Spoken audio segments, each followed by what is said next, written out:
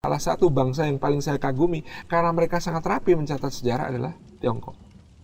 Oh. Subkulturnya namanya Jepang sama Korea sama. Mereka juga detail menulis sejarah. Dan kemudian sejarah itu bisa menjadi bahan yang sangat kaya untuk membentuk narasi zaman ini.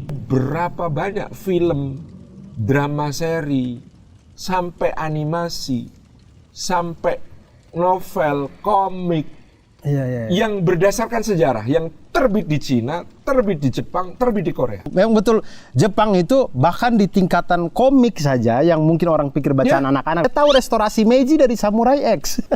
Luar biasa. Saya dulu SMA membaca sebuah novel tebalnya segini, judulnya Shinsho Taikoki, dalam bahasa kita cuma diterjemahkan Taiko. Itu cerita tentang Toyotomi Hideyoshi. Nah, itu diajarkan kepada anak di Jepang yang membentuk mereka. Taiko itu terjual 300 juta eksemplar ketika penduduk Jepang hanya 150 juta. Betapa luar biasa itu membentuk Jepang. Berakar dari sejarah. Demikian pula di Korea.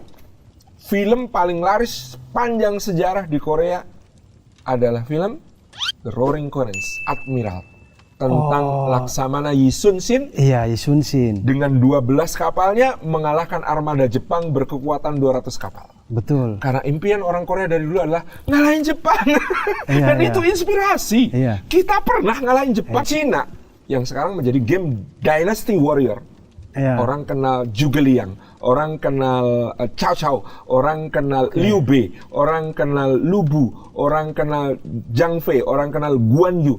Itu semua tokoh sejarah di abad ke-3 Masehi, di tahun 200-an.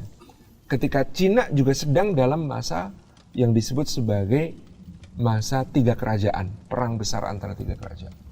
Oh, yang dinasti Qin, dinasti apa yang gitu-gitu itu ya? Betul. Pasca dinasti Qin, dinasti Han, dan ini adalah keruntuhan dinasti Han. Iya, saya tahu itu dari komik judulnya Kingdom. Nah, betul. Makanya bagus sekali ya komik-komiknya itu, bahkan sampai menulis sejarah. Semuanya based on history.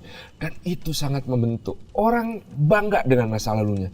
Kita punya leluhur seperti itu. Mereka membandingkan diri dengan leluhurnya. Saya kalau mau jadi orang seperti itu, hebat, harus mengikuti apa yang mereka lakukan. Dan itulah yang kemudian membuat bagaimanapun harus diakui, Tiongkok itu unggul di situ.